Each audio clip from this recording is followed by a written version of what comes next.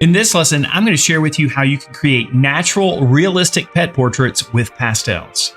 For this drawing, I worked on toned gray pastel matte paper and used Carbothello pastel pencils along with some Rembrandt stick pastels. The first thing is we need to get at least the upper part of the body of the dog in place. So using the edges of the picture plane, I made comparisons to figure out where the location of the top of the head is located and also the edges of the ears on either side of the head.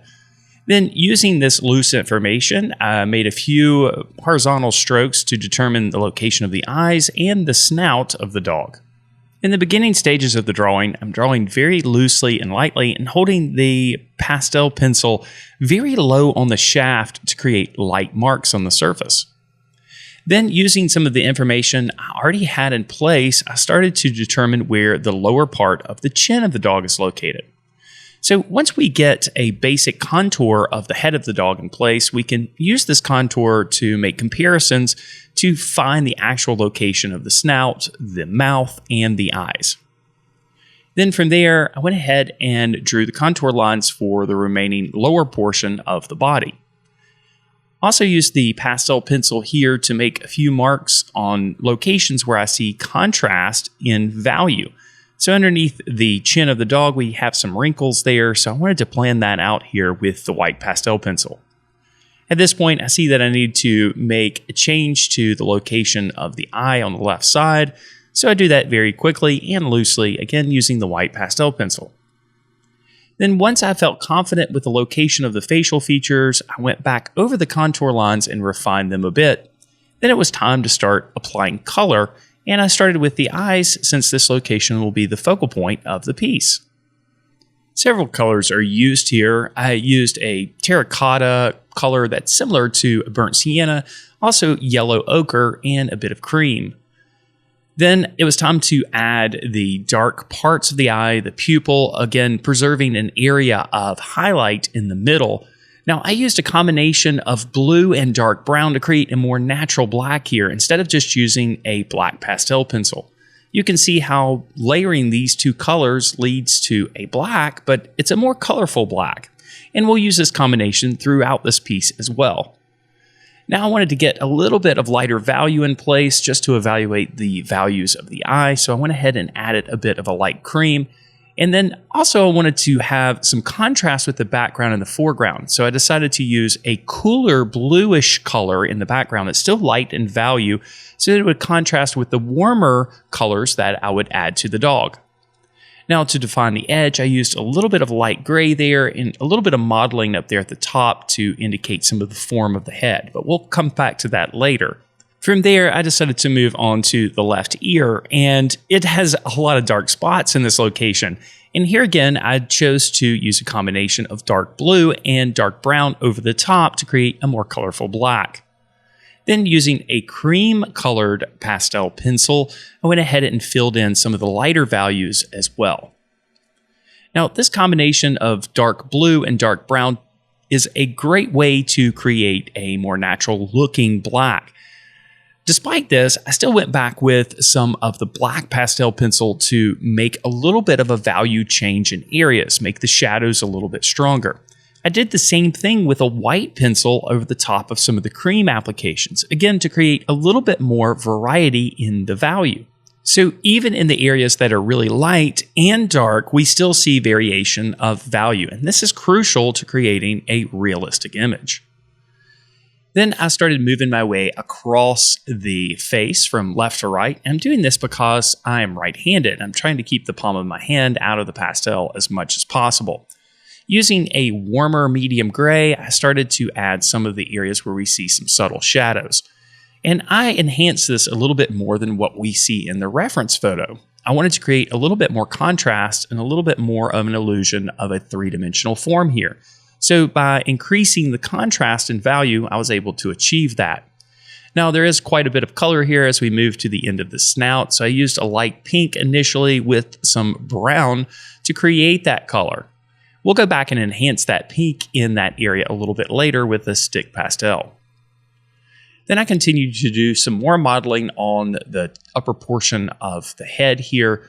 adding some lighter creams and also some areas of white to create that subtle variety in value.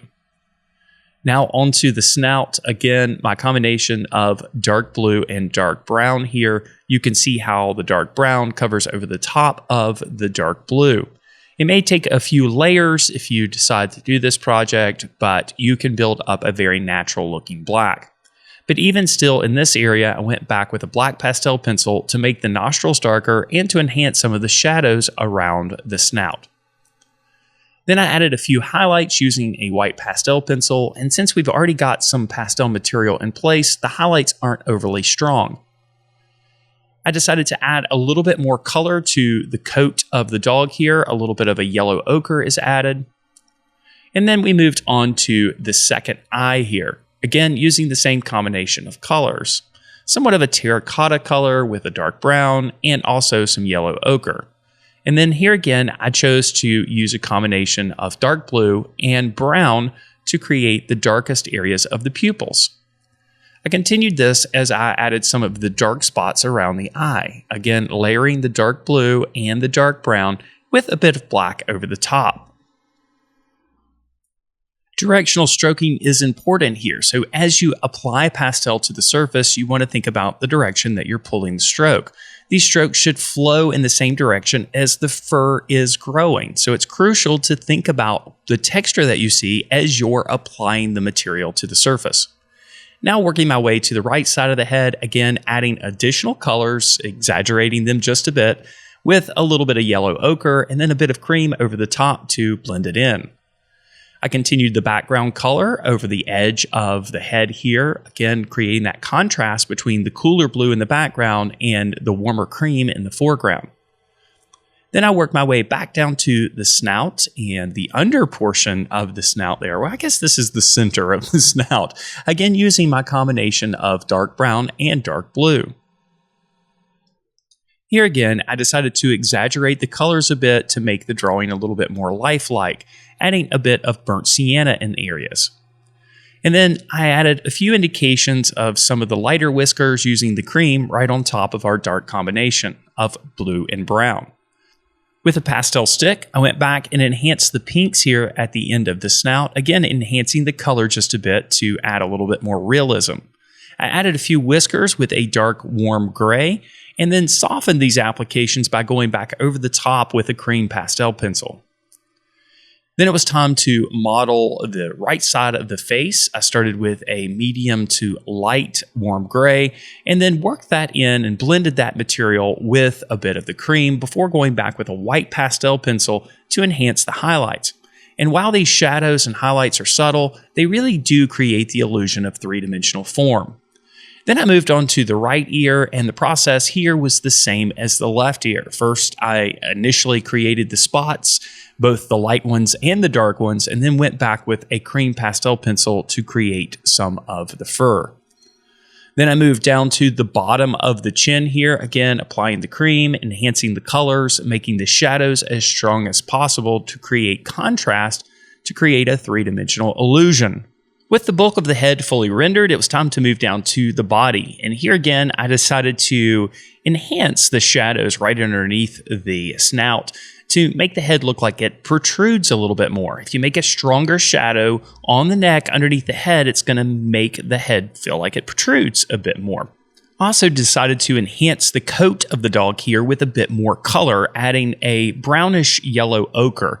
I also added a bit of stronger highlights here using the white over the cream to create that variety in value, that subtle variety in value that makes a huge difference.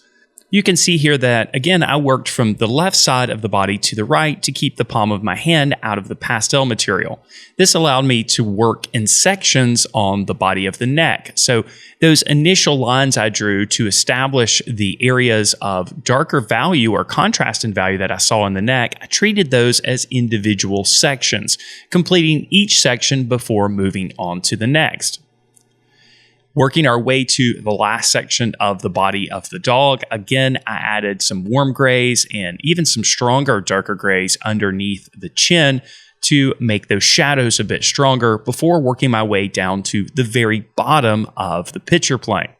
again using directional stroking to create the illusion of fur. Then I added that light blue background to complete the image. And here's a look at our completed pet portrait of a dog. Patience and layering of the pastel material is important, but it's something that you can achieve as well. Thanks so much for watching this video. I hope you enjoyed it. Hope you were able to pick up a couple of things here and there. Remember, if you're new to the channel or if you haven't yet, make sure you click on the subscribe button and click on the like button if you liked this video. And if you want to take your drawing and painting skills to the next level, be sure to check out what we've got over at thevirtualinstructor.com. There you will find over 91 courses and classes on every drawing and painting medium out there. We cover all of the subjects as well. You're sure to find a lesson that fits what you're looking for perfectly. Click on the QR code on your screen or click on the link in the description below to learn more. Also, if you want to check out 3 of our course videos and ebooks for free, you can do so. I'll leave a link in the description below for that as well. That'll put you on our mailing list, and I'll send you tons of free art lessons. Thanks again for watching this video, and as always, I wish you all the very best in your artistic success.